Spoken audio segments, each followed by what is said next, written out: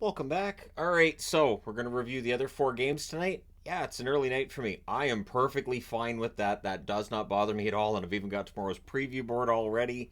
I'm good. Because tonight's games did not have tension after the early one was done. There was no doubt who was winning these games as it went along. That being said, there is some stuff to talk about, so we'll get into it. Starting with Washington and Carolina. This is what I was talking about in the power rankings last night. I don't know how Washington does it. It is a bizarre system that seems to work. It seems to get them points, and if they can keep doing this, they're going to stay in the hunt. And who knows, they might end up in the playoffs. I have no idea what to expect from them if they get there. It's Kemper versus Kochetkov in this. Early press by Carolina. Ovechkin's denied as the Caps press. There's another denial of Ovechkin. The Canes clear it out. It's shots are 3-1 for Washington. 4 minutes in. Nason can't bury one in close. It's cleared out. There's a 4-minute Canes power play. They cycle. The Canes score, but it's waived for goalie interference. That was right near the end of the first of the near the end of the first minor out of the 4-minute penalty. So Burns is denied. The rebound's cleared. That ends up being the only official shot on net during that 4-minute power play. That's killed off. Canes press with 8.5 minutes left. There's a near miss for Natchez. Teravainen has a shot that deflects out. Martinook, 3-on-2 chance. That's blocked. Power play for the Caps. There's a shorthanded chance for Slavin that makes it a 4-on-4 instead. Aho nearly scores, but it's cleared out. There's a shorthanded break for Tom Wilson. Kochetkov holds. That's killed off. Canes press in the final minute, but it's scoreless after one. Second period, early press by Carolina. Aho fires one wide as Carolina's pressuring. In fact, 6 minutes into the period, the shots are 6-0 Carolina. There wasn't really much for me to write because Caps aren't getting shots, which is part of their game plan, it seems. So Canes press at 7 minutes. Eventually, on a turnover, they score. Aho scores from Jarvis at 7:41. Caps then press at 9 minutes. Carlson has a shot that deflects out. Kuznetsov has a chance that's saved on a face-off win. Aho has a rush that sets up a brief press. And then on a rush from the slot, Ferravari scores. Wilson and Strome with the assists at 11:33. So that's Ferravari's first goal of the season. Sure, why not? He can be the goal scorer for Washington. So the Canes look to answer. Delay game call gives Caps the power play. That's killed off. There's a post for the Caps. They think it was in, but no, it was post, and out. Orlov has a blast that's saved as the Canes press. 40 seconds left. There's a power play for Carolina, so that rolls over into the third period where the Caps finish the kill. Shots are 3-0 for the Canes. 3.5 minutes in. Carolina presses. Nason has a shot that's blocked. Aho has a shot that's held. Heavy pressure by the Canes at 7 minutes. That eventually draws them a power play. That's killed off as well. Nason's denied. Kemper holds. The shots are 10-1. Carolina with 8 minutes left. Strome gets denied. Kochetkov holds there. We're going to overtime. The teams exchange rushes. Natchez is denied. Caps take over. Boo Birds were out as the Capitals are ragging the puck, so just playing keep away with it. Strome would be denied on a 2-on-1. We're going to the shootout. And who scores in the shootout? Of course, it's Kuznetsov, going at about 1/10 of a mile an hour.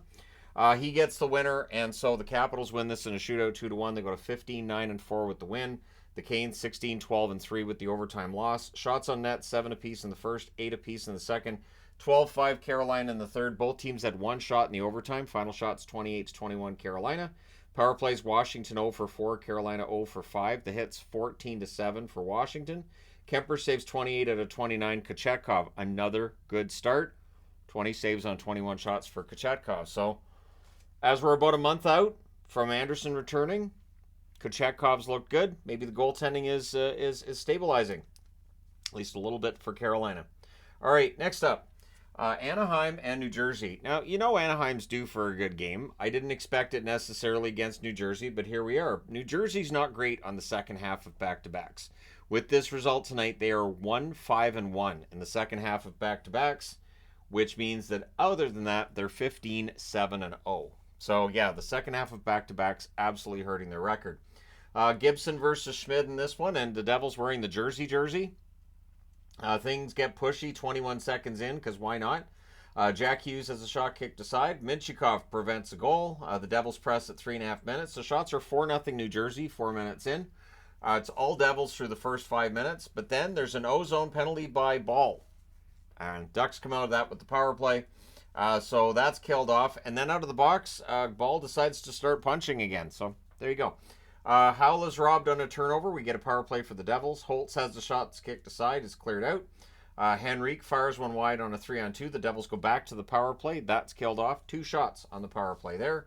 Jack Hughes is denied on a net drive with 1.3 seconds left in the period. The Ducks get a power play, so that rolls over to the second period. And at 1:46, Henrique scores the power play goal. Point shot is tipped in. Minchukov and Killorn with the assists. Devils look to respond. There's a press by Anaheim 3.5 minutes in. Luke Hughes has a screenshot that's saved. We get a power play for Anaheim. Fowler has a shot that's blocked. It's cleared. Power play's killed off. We get 2 minutes of 4-on-4. And during the 4-on-4 at 11:17, Henrique buries a rebound in close. Minchukov and Terry with the assists. Devils look to respond. The Ducks get a power play. That becomes 4-on-4. Nemitz has a shot that deflects out.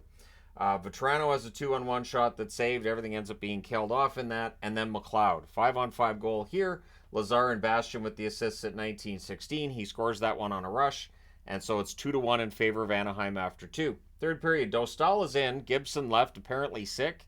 There was also a save in the second period where he looked like he might have overextended himself. So we'll see what the truth is soon enough. Shots are 2-1 for the Ducks at 4 minutes. And at 4:13, Killorn scores. It's a one-timer on a cross-ice pass. Nice pass by Lacombe. That's his first point this season, which means I think it's his first NHL point. Fowler with the other helper, so that makes it 3-1. Jones can't bury one in close. The Devils were flat at this point. And I mean, they're at home. They can't afford to be flat. Jones can't bury one in close. Then the Devils press at 5.5 minutes. There's some line juggling going on because you kind of have to. McGinn can't bury one. Schmid holds. We get a power play for the Devils. That lasts 10 seconds. Becomes 4-on-4. Terry would score during the 4-on-4. Killorn and Fowler with the assist at 9:56. He scores that one top shelf on a rush. So there's Terry with a goal. And then everything's killed off after that because it was only a 10-second power play. With 7:39 left, the Devils get a power play.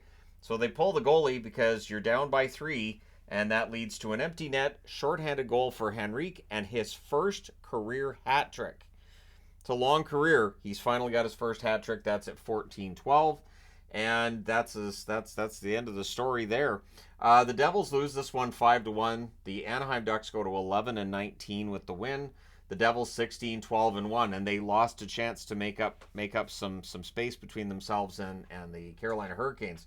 Shots on net, 14-4 New Jersey in the first, 10-5 Anaheim in the second, 13-10 Anaheim in the third. Final shots 29-27 for the Devils. Power plays, Anaheim 1 for 5, New Jersey 0 for 5. The hits 10-8 Anaheim. Gibson saves 18 out of 19. Dostal goes in the third and saves all 10 shots. Schmid saved 22 out of 26 at the other end. So, yeah, pretty impressive game there. Next up, San Jose and Colorado. So this is where things get kind of a little bit predictable and understandable. Absolutely. So it's Blackwood versus Georgiev. Malinsky was down on a McDonald hit, so we get a power play for the Avs. They call it a 5-minute. They review it, and yes, it's a 5-minute. So out of the game you go for that hit.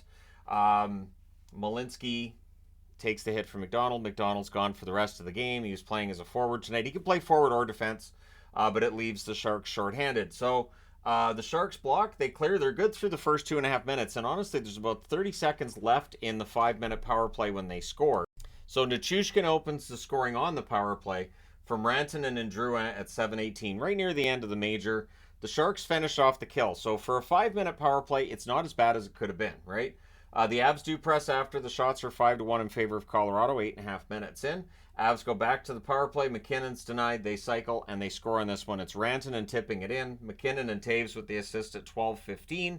McKinnon is now number 2 on the scoring list in the entire National Hockey League. He's having a pretty good run. Power play for the Sharks. Granlund's denied and close. We end up with 34 seconds of 4-on-4. Everything gets killed off there. And then at 18:20, Wood makes it 3-0. He scores from Colton and Drouin. So it's 3-0 Colorado after the first. And if you were thinking to yourself, I can't see San Jose getting 4 goals tonight, I'm right there with you. Second period. Teams exchange rushes. O'Connor has a shot that he fires high from the slot. Kiviranta has a net feed. That's picked off. And then on a turnover, McKinnon gets one at 3 minutes and 42 seconds. That's a goal with an assist. And suddenly it's 4-0. Sharks press for a response. Georgiev nearly gets caught out of the net, but his own teammates cover for him there. Sharks press are kept to the outside. We get a power play for San Jose, and they score on it. It's Hurdle from Granlund and Barabanov at 9:01. And then McDermott as a backhander, that's held on to. Shots are 6-4 for San Jose with 5.5 minutes left. Cogliano got hurt on a hit from Studnicka. 2:13 left. The Sharks get a power play. That's killed off. It is 4-1 Colorado after 2. Third period. Early edge for the Sharks. Good forechecking, though, by the Abs. Ferraro to Granlund. Near miss there. Studnicka has a net drive. That's blocked. The Avs are keeping the Sharks away from the net at this point, doing a pretty good job of the bend, don't break kind of defense. Eklund has a stick break on a shot because San Jose had nothing going their way in this one. Byram has a net drive. That's defended. Drouin fires one wide as the Avs press. And then Johansson buries a rebound at 9:01. Caleb Jones with the assist on that. And so that makes it 5-1 in favor of the Avs.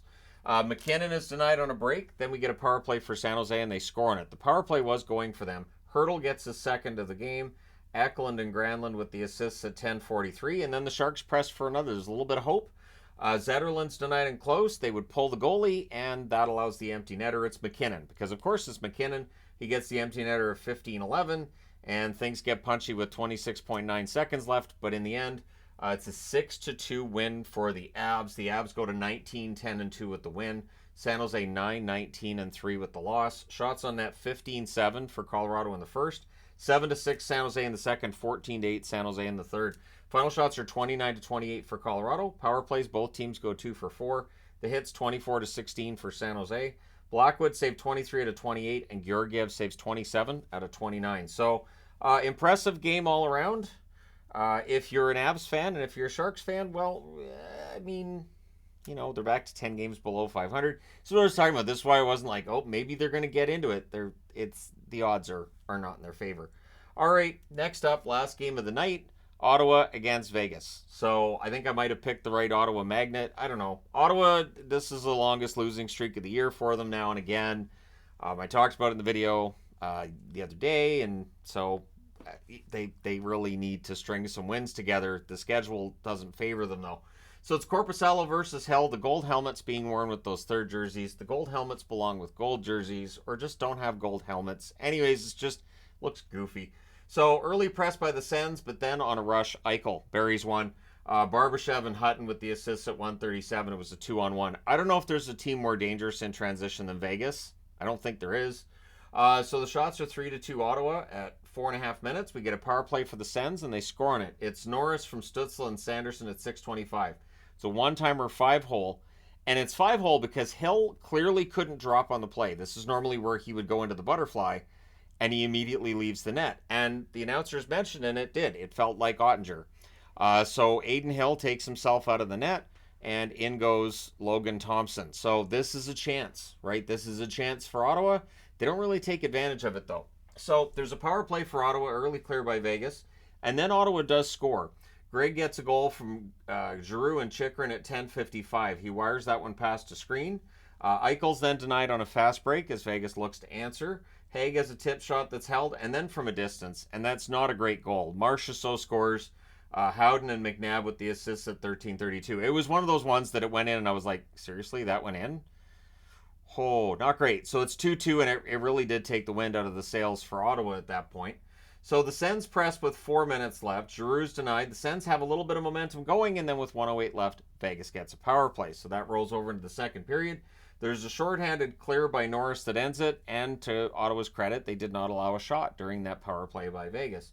Then there's a blocker save on Greg. The shots are 2-1 for Ottawa. 3.5 minutes in, we get a power play for Vegas. That's killed off. Amadio's denied. There's some pushing there, and then we end up with another power play for Vegas, and they score on this one. You can't give them that many power plays.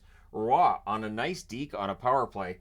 It's a breakaway goal. Hutton with the assist at 9:53, and suddenly Vegas has a 3-2 lead. We get a power play for the Sens. Batherson has a shot that's held, and then it's a short-handed goal. Chandler Stevenson, who's red hot lately, scores from Stone at 11:31, and then, most importantly, Vegas finishes the kill to stay up by 2. Goal by Vegas gets waved off because there was a penalty on the play, and the guy who took that shot knew there was a penalty on the play, so he could have been called for unsportsmanlike conduct on that, but he wasn't. Just saying, you could. You could, in that situation, call unsportsmanlike conduct. Absolutely. So I'm not saying that you should.